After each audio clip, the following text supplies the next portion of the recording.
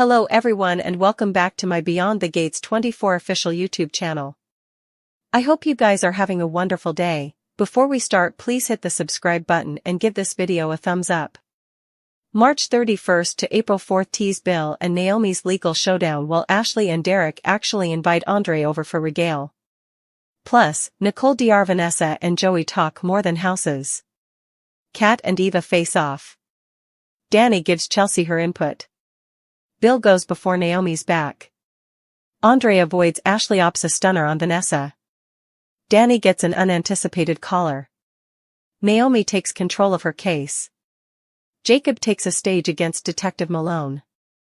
Bill admits why he really came to see Danny. Ashley and Derek invite Andre over for regale. Away, Jacob and Naomi struggle with moral dilemmas. Randy has questions for Doug. Nicole crashes Vanessa's business meeting. Bill and Naomi go head-to-head. Kat trying and failing to catch Eva poking as Haley confronts Bill over hugging another woman. Plus, Doug digs himself deeper into trouble. At Uptown, Kat covered the videotape feed from her mama's office, hoping Eva would expose herself. Meanwhile, outdoors, Ted advised Leslie to stay down from his son. Leslie teased him about the baby they had conceived, lying that she got the revocation he wanted.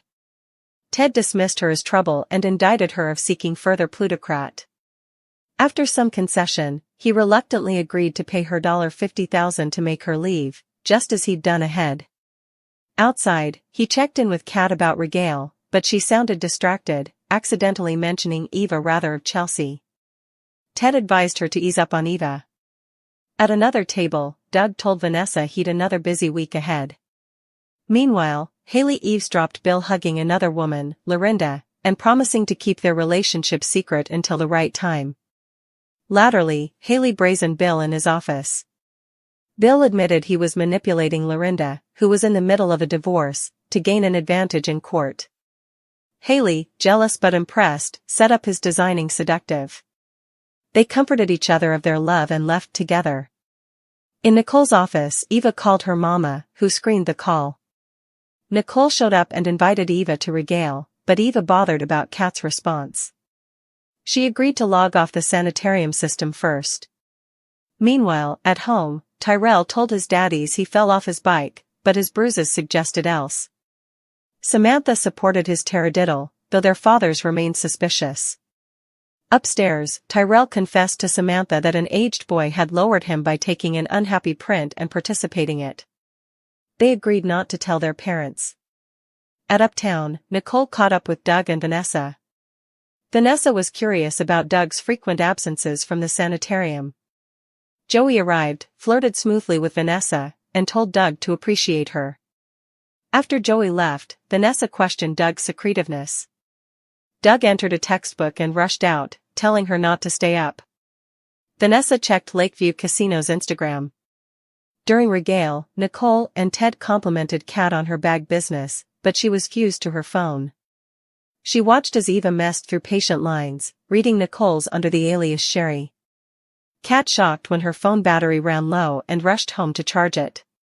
Nicole and Ted bandied their forthcoming anniversary and their perfect family. Ted asked Nicole to no way leave him.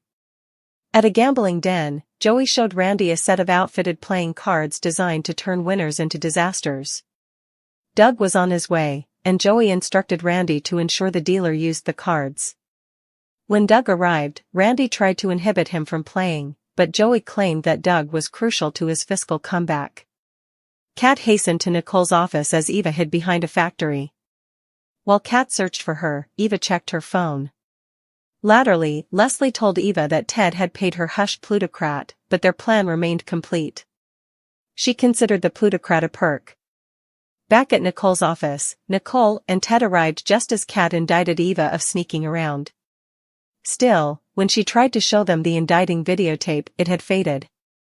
Hopefully, the Portia and Nina platoon up to take down Drew will get further play than the Carly and Nina platoon up to take down Drew. Ugh. Brooke using the Forresters getting their company back to try and return everything back to normal wasn't a good look. She tried to talk Ridge into flashing back the way it was between them. Perhaps she'll ultimately learn that losing Ridge could be the stylish thing for her. Tate's snitching incontinently had consequences. Julie threw Doug 3 out of the Horton house. Holly decided to end effects with Tate and is letting Doug hole up in the Kiriakis' manse. The story demanded to move forward, and now it has. The choker is gone, still. Who did Melinda vend it to? Sharon and Phyllis turned to each other. While Sharon and Phyllis's hijacking and cerebral torture came way too soon after the Jordan and Ian supervillain saga, we're enjoying the fate. Phyllis is floundering, and the only person she can turn to who really knows what she went through is Sharon. And so now they've come to a conflict of feathers. And it's nice. Phyllis can still have her adversaries like Christine and Diane. Perhaps indeed Sally. But the relationship between Sharon and Phyllis demanded to evolve. And now it has. Hopefully, it'll take. This was the first time Sophia and Doug gabbled. And it was enough awful. Hopefully, he gets the job at the bistro so those two can scheme together to get what they want. They both showed so important life that it showed us that they held themselves back when they were with Holly and Tate. The forged letter secret is dragged. We allowed. This week would be the week Xander set about the verity about Philip and the forged letter. But no. Now Alex is in on the secret. In other news, what's with Xander feeling compelled to tell Alex the verity? Well, we like that he's come a better man because of Sarah's love, allowing that Alex demanded to know the verity didn't feel like Xander. Martin's presidential intentions. Why now? Martin is super youthful. He's having agonies, Damars, his grandparents do and authorize. His hubby wants to go back to work. How long has he indeed been a Solon? What's the rush on entering the race? This is commodity we hope gets dilated out as we see further and further of Martin and Smitty. Chelsea dropped a lemon on her mama.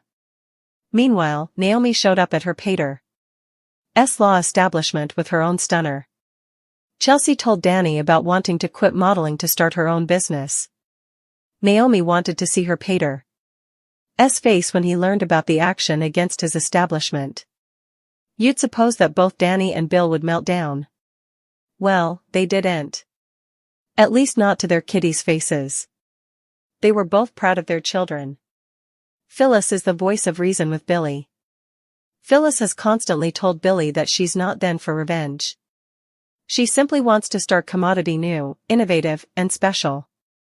But Billy's still taking the occasion to go after Chancellor thanks to Aristotle Dumas. Billy thinks he's risen above his vengeance phase. He hasn't, and Phyllis knows it. The name Aristotle Dumas, commodity tells us we're going to be hearing the name Aristotle Dumas over and over again. We might have to start a drinking game. And we haven't indeed met the Joe yet. Haley arrives home to find Bill in the living room. She notes he's distracted and home beforehand. Bill explains about what happened with Naomi and the action she's bringing against his establishment. Haley says she no way heard anything about the women's struggles and indicates Mike had no way been anything to her but a perfect gentleman. Bill talks a bit and Haley prodigies if he'll settle with Naomi or protest Mike out. She pushes further saying Naomi will no way back down from this type of fight. Bill thinks this action could actually bring him and his son closer together as it'll reunite them through their love of the law. Just also, Bill gets a call from Mike and exits. Haley grabs her bag and keys and heads out. Don't get us wrong. They had every right to be happy. Steffi Isco CEO of Forrester Creations again, which is great. Taylor held on to Ridge. Good for her. It's just that the festivity felt a bit forced. The festivity lasted the entire occasion. Their first discussion at Il Giardino turned out to be delightful to watch. Will was hysterical of her.